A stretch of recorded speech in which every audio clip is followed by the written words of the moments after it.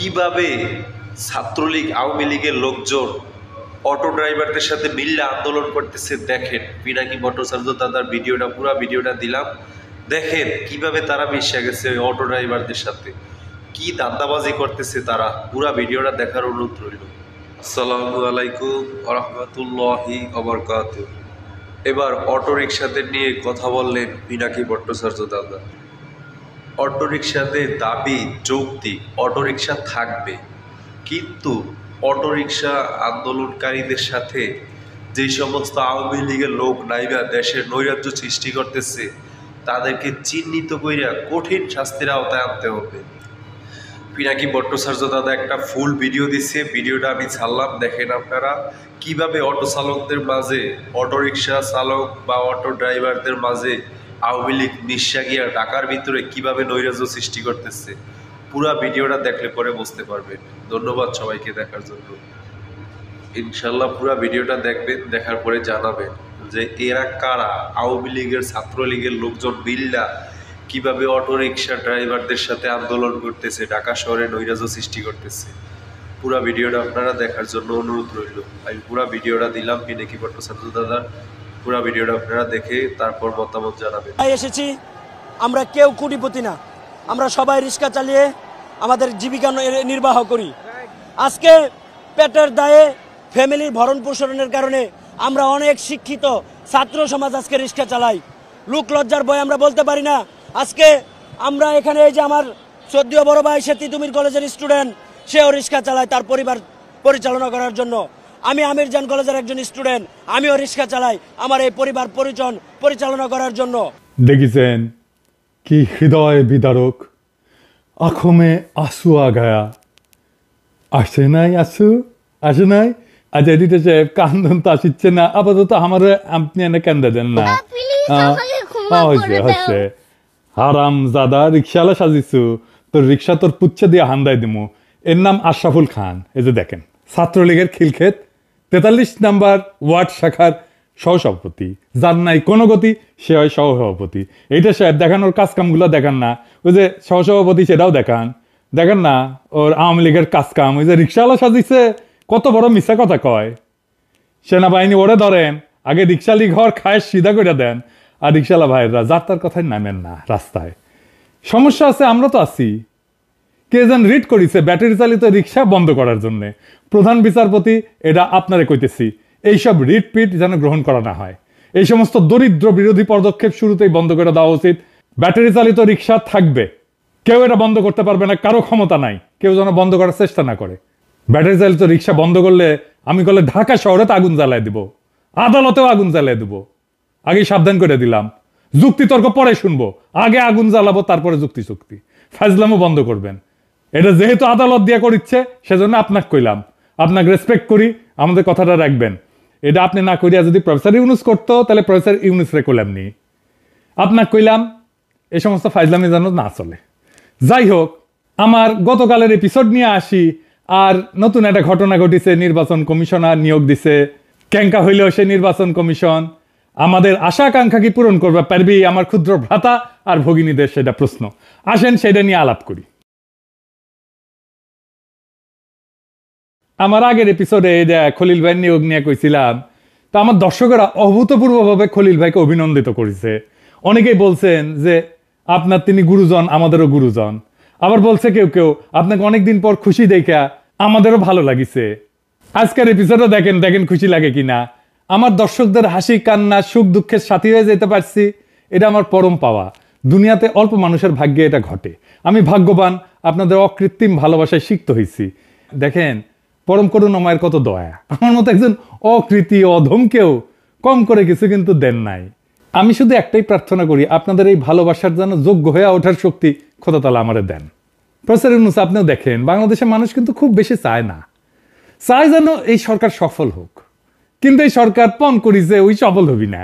আমরা তো চাই সারা দেশ উল্লাস করতে, এক একটা উপদেষ্টা নিয়োগ হলে সারা দেশ উল্লাসে ফাইটা পড়বে, আনন্দিত হবে, ভরসা করবে, আশা করবে, দোয়া করবে। কিন্তু তারা পণ করিছে আমাদের উল্লাস করতে দেবে না। শহীদুল আলম কোন দিক থেকে মোস্তফা সরোয়ার ফারুকের চাইতে কম? প্রফেসর ইউনূস, আপনি নিজেই বলেন। যে কোনো প্যারামিটারে শহীদুল আলম ফারুকের চাইতে 1000 গুণ শ্রেষ্ঠ। তাও শহীদুল আলম হয় না সংস্কৃতি উপদেষ্টা, হয় ফারুকি। এত সমালোচনা, তাও প্রফেসর ইউনূস আপনি তারে রাখিছেন। এই কারণেই আমরা অল্পতেই খুশি হয়ে যাই। একটু পাইলাম, আমাদের নিজেদের পাওয়া না, আপনারই পাওয়া। ডক্টর খলিল আপনারই সহকর্মী, আমার গুরুজন, কিন্তু আপনার তো সহকর্মী। আমাদের জীবনে আনন্দ আর সুখের উপলক্ষগুলো খুব সামান্য, তাও আশায় বুকবাদী। আর একটা ভালো নিয়োগের খবর জানাই, নতুন আইজিপি হয়েছেন বাহারুল আলম সাহেব। অনেকে অভ্যাসবশত সমালোচনা শুরু করছেন, কিছু না যায় নাই। আসেন ওনার সম্পর্কে কিছু জানি। গত 5 বছর ধরে উনি ফ্যাসি বিরোধীদের সাথে কাজ করছেন। উনি একজন MBBS doctor, Mymensingh medical college থেকে পাশ করছেন।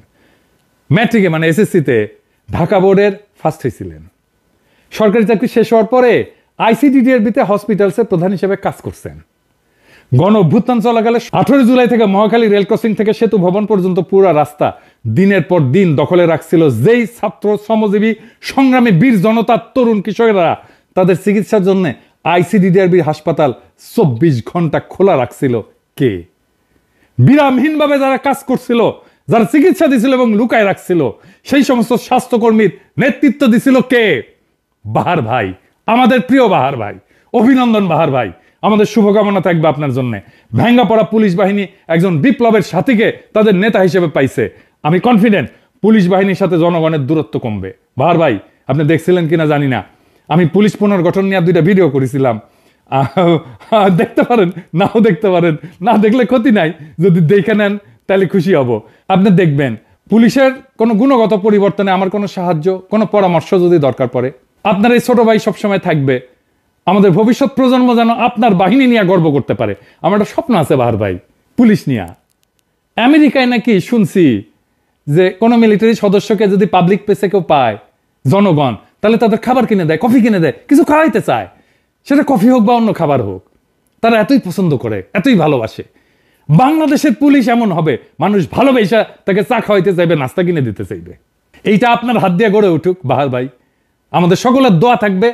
শুধু দোয়া না, যেরকম কাজ চান, যেরকম সাহায্য চান, আমি প্রস্তুত থাকব। আমি খলিল ভাই নিয়োগ নিয়ে উচ্ছ্বাস প্রকাশ করেছিলাম।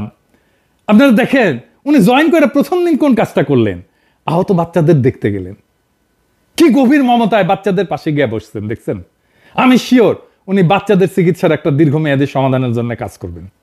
আপনারা দেখবেন উনি সরকারের কাজকে এক অনন্য উচ্চতায় নিয়ে যাবেন। আজ যখন এই এপিসোড বানাচ্ছি তখনই দেখলাম নির্বাচন কমিশন ঘোষিত হয়েছে। এইবার আসেন, কেমন হইল এই নির্বাচন কমিশন? আপনারা দেখেছেন অবসরপ্রাপ্ত সচিব AMM নাসির উদ্দিনকে প্রধান নির্বাচন কমিশনার নিয়োগ দিচ্ছেন। আর কমিশনার হিসেবে যারা নিয়োগ পাইছেন, একজন হইতেছেন সাবেক অতিরিক্ত সচিব আনোয়ারুল ইসলাম সরকার, অবসরপ্রাপ্ত জেলা এবং দায়রা জজ আব্দুর রহমান এল মাসুদ, সাবেক যুগ্ম সচিব তাহমিদ আহমেদ এবং ব্রিগেডিয়ার জেনারেল অবসরপ্রাপ্ত আবুল ফজল মোহাম্মদ সানাউল্লাহ। আমি এই পুরা কমিশনের 2 জনকে চিনি, একজনকে ব্যক্তিগতভাবে চিনি, একজনকে ব্যক্তিগতভাবে চিনি না, কিন্তু চিনি ওনার কাজকর্ম, ওনার সম্পর্কে আমি জানি আর কি অনেক দিন থেকে। আর এই কমিশন যারা নির্বাচিত করছেন তাদের অনেককেই আমি শুধু ব্যক্তিগতভাবে চিনি না, আমি ওনার মধ্যে আমার গুরুজনরাও আছেন, আমি ওনাদের আর নাম না বলি আর কি। যাই হোক, আমি এই প্রধান নির্বাচন কমিশনার নিয়ে বলি, তাইলে বুঝবেন যে কেমন হয়েছে নির্বাচন কমিশন। AMM নাসির উদ্দিন সাহেব 2009 সালে জানুয়ারি মাসে স্বাস্থ্য সচিব পদ থেকে অবসরে গেলেন। তিনি 1979 সালে BCS ট্যাক্সেশন সার্ভিসের কর্মকর্তা হিসেবে চাকরি জীবন শুরু করছিলেন।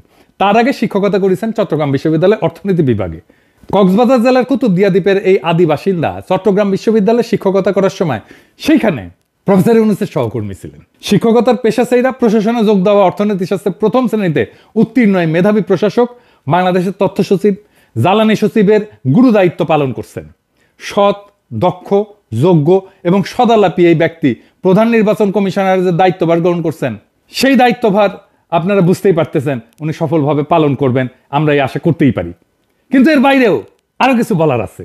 প্রথম কথা, এই যে কমিটি এই নির্বাচন কমিশনার নির্বাচন করছে, সেই কমিটিটা সলিড একটা কমিটি ছিল। কিন্তু আমার অনেক শ্রদ্ধাভাজন ব্যক্তিরা ছিলেন, আমি বলছি আগেই যে আমার গুরুজন ছিলেন, আমি নাম করতেছি না। ওনারা যাকে প্রধান নির্বাচন কমিশনার নির্বাচিত করছেন ওনার সম্পর্কেই কথা বলি। তার আগে একটা কথা বইলা নিই আর কি, আপনি এমন কাউকে কখনোই বন্ধু বানাবেন না নিশ্চয়ই, বা পারিবারিক বন্ধুত্ব করবেন না যার সাথে আপনার চিন্তা, বিশ্বাস, ভ্যালুজ মেলে না, তাই না? করবেন না, তাই না? এটা মাথায় রাখেন এই আলোচনাটা শোনার সময়। নাসির ভাইয়ের প্রসঙ্গ পরে আসি, আমি ওনার ছোট ভাইকে নিয়ে আলাপ শুরু করি।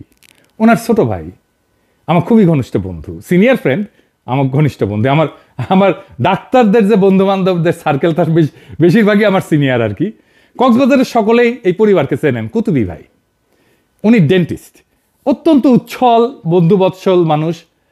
আমার যে ডাক্তার বন্ধুদের গ্রেটার সার্কেল, আমি জানি না আপনারা চেনেন কিনা, ওই সার্কেলের মধ্যমণি কুতুবী ভাই। আমার ডাক্তার বন্ধুদের গ্রেটার সার্কেল কোনটা সেটা বললে বুঝবেন যে বাংলাদেশের ডাক্তারি পেশার যে মাল আর কি যারা, তারা আর কি, বুঝছেন? তো কে কে আমি কয়েকজনের নাম বলি, সবার নাম করতেছি না। ধরেন ইউনাইটেডের ডাক্তার মমিনুজ্জামান, তারপরে প্রয়াত professor Ridwanur Rahman, professor FM Siddiqui, Syed Atiqul Haque, চট্টগ্রামের professor Yunan bin Yunus, professor MA Foyez DG health ছিলেন।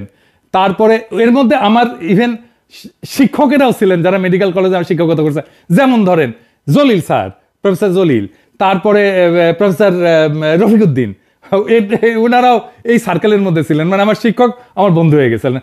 আমাদের বন্ধুরা যখন কক্সবাজার যাইতাম আর কি, তো সমুদ্র সৈকত টৈকত দেখতে যাইতাম না, কুতুবী ভাইয়ের সাথে সময় কাটাইতে যাইতাম।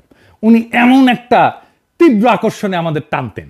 দেশ ছাড়ার কয়েক মাস আগে নাসির ভাইয়ের সাথে আমার শেষ দেখা চট্টগ্রামে, কুতুবী ভাইয়ের ছেলের বিয়াতে। বিয়ার একটা ছবি পেলাম, তো এই ছবি হচ্ছে আমার মুখ দেখা যাচ্ছে না, হাইট দেখে চেনা লাগবি। এই যে শাহবাজের 3 মেলা দেখা দেন না, উনকে করে দেখেন না কোনটা আমি। এর মধ্যে আর এক ঘটনা হয়েছে কি, আমার এক ক্ষুদ্রকালের বান্ধবী, ওর বাড়িও জড়শীতলায়, আর নাম না কই, ডাক্তার, এখন আমেরিকার থাকে। তো ওর টাইটেল দেখি কুতুবী। তো ওরে কইলাম, আচ্ছা কুতুবী ভাই কি তোমার কেউ লাগে নাকি? তো কইল উনি আমার ভাসুর লাগেন। তো বুঝেন অবস্থা। আমার ওই বান্ধবী কিন্তু আমার মতোই পাগলা আর কি, আর করে ডাক্তারি আমেরিকার, আর বুকের মধ্যে বাংলাদেশ। সারাক্ষণ অস্থির থাকে বাংলাদেশে কি হইলো, কি করতে পারে, কি করা লাগবে। আমার খালি ফোন করে কয়, পিঙ্কু কি করা লাগবি ক আমারে। আমার এই ঘনিষ্ঠ পরিবার থেকে হইছে জন্য আমি শুধু যে খুশি তা না, আমি খুশি এই জন্যে যে খুবই ন্যাশনালিস্ট এবং দেশপ্রেমিক একটা ফ্যামিলি থেকে উনি হইছেন প্রধান নির্বাচন কমিশনার। এবং উনার কমিটমেন্টের ব্যাপারে, কোথায় ওনার কমিটমেন্ট সেইটা বোঝানোর জন্যই আমি এত কিচ্ছা কাহিনী কইলাম, বুঝছাও।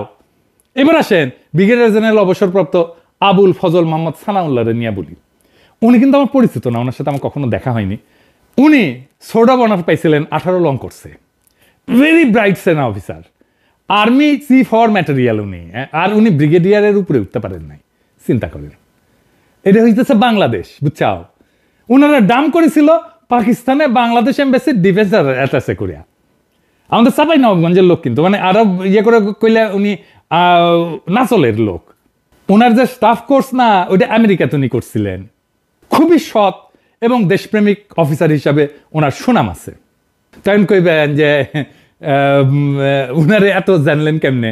আমার যে বন্ধু বান্ধব আছে না আর্মির মধ্যে, তো ওই আমার বন্ধু বান্ধবদের সাথে একসাথেই উনি থাকেন আর কি। তো আমার বন্ধু বান্ধবদের খুবই ঘনিষ্ঠ আর কি, সেই সূত্রে আমি উনার সম্পর্কে জানি। তো যাই হোক, অনেকে বলেন যে দেশে ভালো লোক নাই, কথাটা কলে ঠিক না। ভালো লোক, দক্ষ লোক অনেক আছে। এই গত 15 বছরে সব দক্ষ লোককে, সৎ লোককে, দেশপ্রেমিক লোককে সাইজ করা হয়েছে, বুঝাও। হয় মেরে ফেলা হয়েছে, দেশ থেকে তারাই দেওয়া হয়েছে, নয়তো এইভাবে দাম করা হয়েছে, তার ক্যারিয়ার ধ্বংস করে দেওয়া হয়েছে। প্রফেসর ইউনুস মাঝে মাঝে ফারুকিন নাগাল মালগুলারে না ঢুকাইলে আমরা নিশ্চিন্ত থাকলামই নি। তা এগুলো নিয়ে প্রশংসা যাই করি, আইজি, তারপরে প্রধান নির্বাচন কমিশনার, নির্বাচন কমিশন, এনাদের নিয়ে প্রশংসা যাই করি না কেন, ফারুকের বিরুদ্ধে গেলে প্রতিবাদ অব্যাহত থাকবে। পরের ভিডিও দেখবেন ক্যাঙ্কা প্রতিবাদ আমরা করবো। এরপরে আমরা ফারুকিরা প্রতিরোধ করা শুরু করব। ওর প্রত্যেকটা দিন কাটবে আতঙ্কের মধ্যে, কয়া দিলাম, আগে থেকেই কয়া দিলাম। তবে নির্বাচন কমিশনকে আমরা আগলায় রাখবো। আমরা নিশ্চিত এই নির্বাচন কমিশন আমাদের কাঙ্ক্ষিত অবাধ সুষ্ঠু নির্বাচন উপহার দেবে। আবারও আমরা অনেক দিন পরে উৎসব কইরা নির্বাচনে অংশ নেব। ধ্বংস হয়ে যাওয়া নির্বাচন কমিশনকে ধ্বংসস্তূপ থেকে আবারও গড়ে তোলায় দেশবাসীর সম্পূর্ণ সহযোগিতা থাকবে। আর আপনারা তো জানলেনই, প্রধান নির্বাচন কমিশনার পিনাকির গুরুজন, পিনাকি দাদার গুরুজন যেন যথাযথ সম্মান আর সহযোগিতা পায়, এটা নিশ্চিত করার আহ্বান জানাই গেলাম। আর নাসির ভাই, শুভকামনা থাকলো।